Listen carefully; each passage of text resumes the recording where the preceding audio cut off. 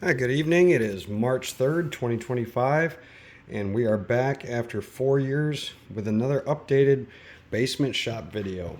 Of course, the obligatory shot of me walking down the stairs so that everybody understands this is, in fact, a basement shop in my house. Been some changes in the last 4 years, some small additions, some pretty big ones. I'll work from one side to the other. This right here is a what I'm lovingly calling the Frankenlathe. It is an Emco V10 base with a set of linear rails that I'm putting together, and an Atlas headstock and tailstock, a pretty much clapped out South Bend carriage parts, ball screws. Just kind of trying to put something interesting together for cheap and also something that I don't think anybody's seen before. Back up a little bit. This is a new addition to the shop. This is a 450-pound electric Hoyer style lift that has been modified to run off a Milwaukee battery. The fixture you see hanging off of it is to carry the large lathe chuck on my Emco V13, and it makes it a lot easier to remove large chucks, move things around the shop. It's a very capable machine. It definitely picks up a lot of weight, picks up pretty high. So it was a purchase that I made a little while ago, and I think it's definitely worth having. Plus, it saves your back. Another addition is I put all of my tool grinders on a rolling cabinet that also serves as storage for extra drills, milling cutters, all kinds of miscellaneous stuff, reams, taps, extra things I have for the shop. Sliding back over into the corner, we have an addition of a Black & Decker valve resurfacer. Found it on Marketplace, did a little rehab work on it, made some modifications, added a little ER chuck so it'll hold smaller valves for like small engines and whatnot. The back corner here is my very small heat treating oven that I purchased from a good friend of mine. He had put an Auber PID controller on it, and it seems to work very, very well. We've got my Enco 14-inch wood cutting bandsaw still in the shop that was modified a number of years ago with a DC gear motor, so it runs slower speeds for cutting metal, and I use it on a lot of sheet metal work, fast work that it doesn't generally fit in the horizontal bandsaw. Made some changes to my horizontal bandsaw. I've put it on a different cart, changed some handles on it, a little bit better quality blades. Made sure to set a little 1x30 belt grinder for quick deburring parts when they come off. And I've got a few more upgrades to go. I've been inspired by a few other YouTube creators, including Winky's Workshop, to make some changes to the vise area, which will make it a little more capable. In the back corner is pretty much a block stock, larger stand-up cheap drill press. I purchased it a little while ago, got a really good price for it. And of course, being in my shop, it's on caster wheels, and I use it mainly for things that are, too big to fit in a regular drill press, but I can probably count on one hand the number of times I've used it. The majority of the time it serves as a secondary base or a third leg for the bandsaw to hold up longer stock and just adjust the table. Additionally, I've got my workhorse drill press down in the shop. There and again, the table for it's on caster wheels. I keep my belt grinder next to it for deburring parts. And this gets used quite a bit. A lot of times if it's going to be in heavier use, I'll pull it off the wall, roll it out to the middle of the floor and let it be the center of attention for whatever project I'm working on. Behind this door is a storage area. The door wasn't there originally. I added it. You had to walk around. There were some changes made to the layout of the shop. but I generally keep small engine parts, electrical parts, my air compressors in the back room. This is a new addition to the shop. It is a import number 3 ratcheting arbor press.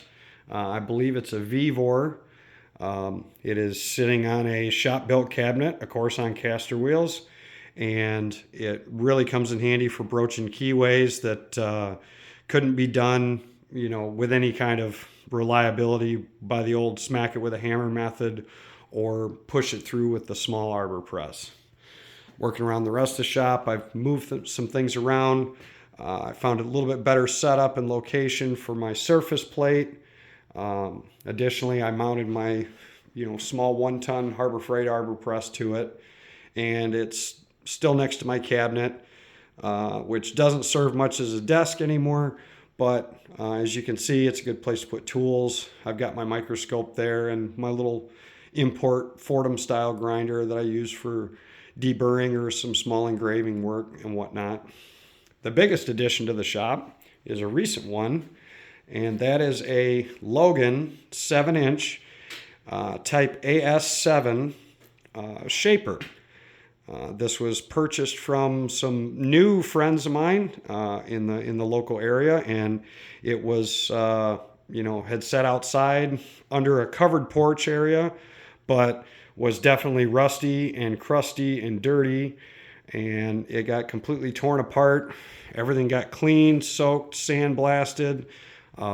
It's really, now that it's cleaned up and painted, my particular favorite color, which is Massey Ferguson gray.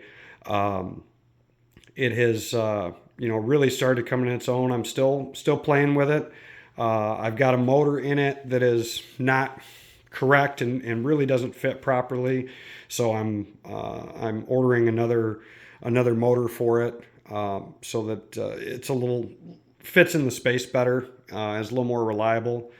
I haven't made many modifications to it.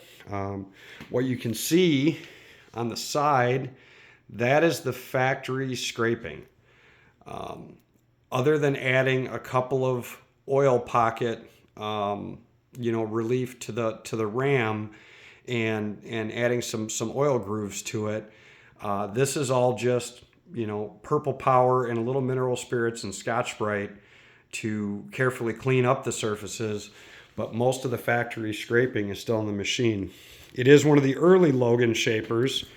From what I can tell and looking at the side of it, you can still see a hint of where it originally said Porter Cable on it, and I believe this comes from right around the time Logan first purchased the shaper end of Porter Cable.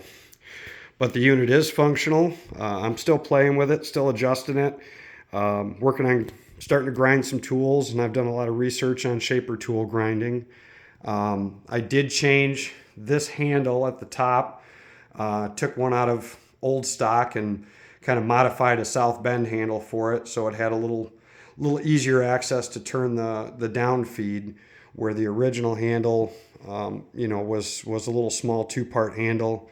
Of course, it kind of has a total loss oiling system for the top, and it leaks down around and you just wipe it up with a rag. But everything functions on it, and it seems to work really, really nice. I've got a couple short videos posted of it, but I think it's a really neat little shaper, and I've always wanted to have one in the shop. Obviously, of course, they say the only thing you can't make on a shaper is money, but I just love these little tools, and I've always wanted to have one. So a lot of elbow grease and a little bit of money, and now I've got one in the shop. This is not going to be its final resting place. Believe it or not, this lift right here will pick up the shaper just fine and set it on a cart. So I have to figure out where I'm going to locate everything to have a final space for this tool to sit in the shop. We will work past, another new addition to the shop. Believe it or not, this house came roughed in for a downstairs bathroom. And about 3-4 years ago, shortly after my last tour, I added a 3/4 bathroom, full-size shower. Really nice to have down in the shop. Working back towards the machine area, we will take a slight detour. I've rearranged and done some work in the back room. Built some shelves for, of course, this is all electrical stuff and whatnot, but built some shelves in here for material storage, you know, aluminum, steel, stainless steel, brass. I plumbed in and added a small little utility sink that is really beneficial to just be able to walk around the corner, wash your hands. If you need water for cooling stuff or you need to mix chemicals, you've got a nice spot to do it. Also, with the addition of the sink, I was able to bring one of my ultrasonic cleaners downstairs so that I've got it on a nice, coarse caster wheel cart. And it's very handy for cleaning parts, cleaning tools, you know, all the uses, of course, of an ultrasonic cleaner, but it makes it much more convenient than having it up in my kitchen. Working our way around, still have toolboxes. I have added a TV to the space. It's wired in for, you know, security cameras, or I can switch it over. It's nice to know if you're waiting for somebody to show up. You can just look up real quick and see if somebody's here. These shelves were in the previous video, but I've since put them on carts with caster wheels. It allows me to rearrange the space. I've got a lot of fixturing, miscellaneous tools. Obviously, this is a working shop. I didn't clean anything. Didn't wipe any of the chips off my machines. You know, we're just down in my working space. Center is, of course, portable tool carts. I've got my cabinet that was over in the corner that, you know, has a lot of milling cutters in it. Of course, it's a flat horizontal surface, which means it's a catch-all for everything, but I'm able to work with it. We'll start in the far end, finishing corner of the shop. A lot of people have seen the Delta Toolmaker grinder that I use as a surface grinder. Has been worked over quite a bit. I can't say it's been rebuilt, but it's been reconditioned. You know, dust collection system added. It's got a power feed on the table. I believe that was from Pragmatic Lee's design, if I remember the inspiration, but it works really, really well. I've got a few videos on it. Of course, it runs off of a VFD that is, you know, just wired out in the open, wired up on a plug. I have added shower curtains around my mill, which are really handy. I recommend if you're working in a space where you're trying to keep it clean, and especially when you're fly cutting, I can pull the curtains out, and with the chip guarding around the Enco 6x26 mill, it allows me to keep most of the chips, at least in this general area. It makes it a lot easier to clean up. The mill itself, I've added a Y power feed from Vevor. A little bit of modification, of course, because it's for a Bridgeport, but with a little bit of head scratching and elbow grease, you can make it happen. The mill has been upgraded since the last video I took. You know, since that time, we'll walk around the back here and I'll show you. The mill now has a 220 volt three-phase motor with a VFD mounted up on the wall. And I brought the controls out so that I have the availability up here for my forward and reverse functions, speed. The screen you see is for tachometer, and I've also got it set for a jog function for forward and reverse, which really comes in handy for power tapping. You know, I've added the Quill DRO to it. I made a new threaded Quill rod so that I could put a speed nut on it off of a Bridgeport, and of course the you know, Ox Tools inspired steering wheel instead of a Bridgeport handle. But other than that, it's for the most part it's the same as it always has been. I did take it off the leveling feet and leveled it to the concrete, then brought in some of these angle brackets that you can see to tie it to the wall. I'm short, the mill's tall, and it makes it a little hard for me to reach the top. Hence the OSHA approved milk crate, and actually the foot step, which works well, but most of the time I just pop up onto a milk crate.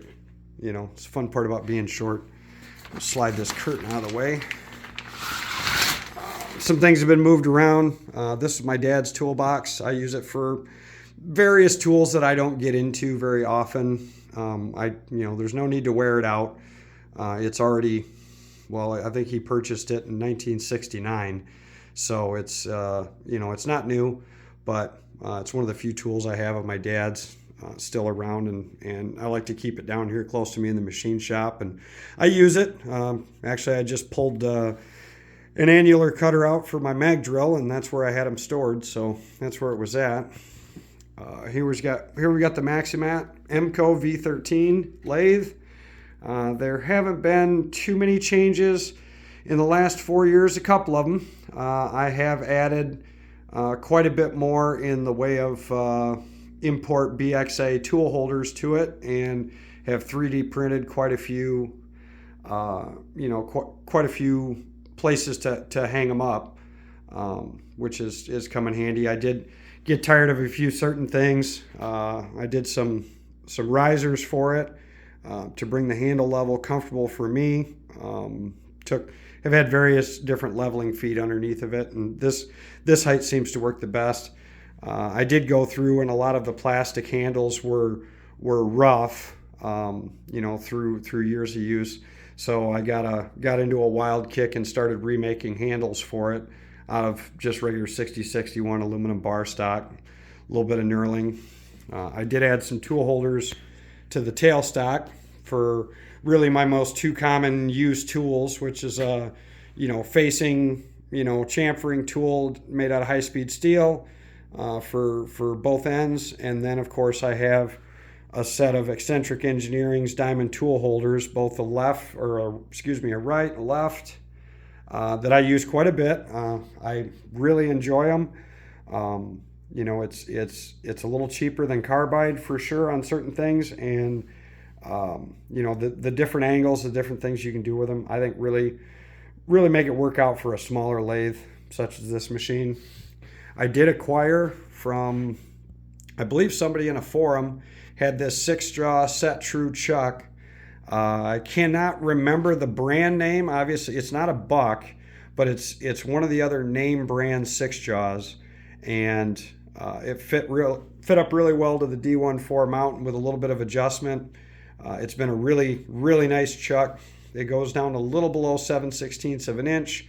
Anything smaller than that, I'll either change the chuck or put a ER40 collet 6-way block, 6 hexagonal block in the chuck, dial it in and do small work. But this is the main reason I got that Hoyer style lift in the other room, was because this chuck is not light. Even with a board underneath of it, it's a little uncomfortable to pick up and put on. And I decided to, finally find something that would work for that application.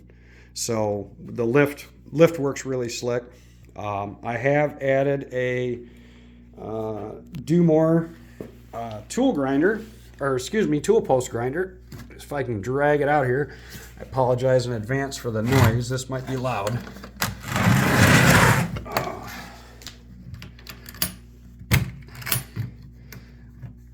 This is a number 5, the Master, located from another hobbyist online that had it for sale, and it's missing a couple of parts, but it does function. I've got the post and everything set up where I can take the BXA tool post off, drop this in place, and set it up on the carriage, and it does in fact work. I tested it grinding a couple parts as a test. I haven't had a real need for it. Of course, that's how it goes. As soon as you get something like this, then you find out that it'll be a year or two before you need it. But that's generally how it goes. I can't remember if in the last video, I think I had my other solid tool post on here, and this is a newer version. It's the same idea. It doesn't. The original one had a little spacer block in it because the material I had available wasn't thick enough to get it all done in one piece. I ordered some material through a small machine shop locally and was able to whittle this out. You can see my one giant mistake is I had put the keyway in the wrong spot. So it's got a keyway slot on the top and the bottom. The slot on the top doesn't obviously do any good. Another thing I did was, just for some better resolution, and of course it's not even necessary, I went from the 5 micron to a 1 micron scale on the crossfeed, just because the DRO is interpreting halves. So it drove me nuts that I couldn't dial in a tenth, even though the lathe won't cut a tenth. But you know, sanity's got nothing to do with the situation at this point. Yeah, the rest moving around. This was a nice purchase, well regarded online. Little VacMaster wall mount shop vac, but you can lift it off the wall, carry it around with you.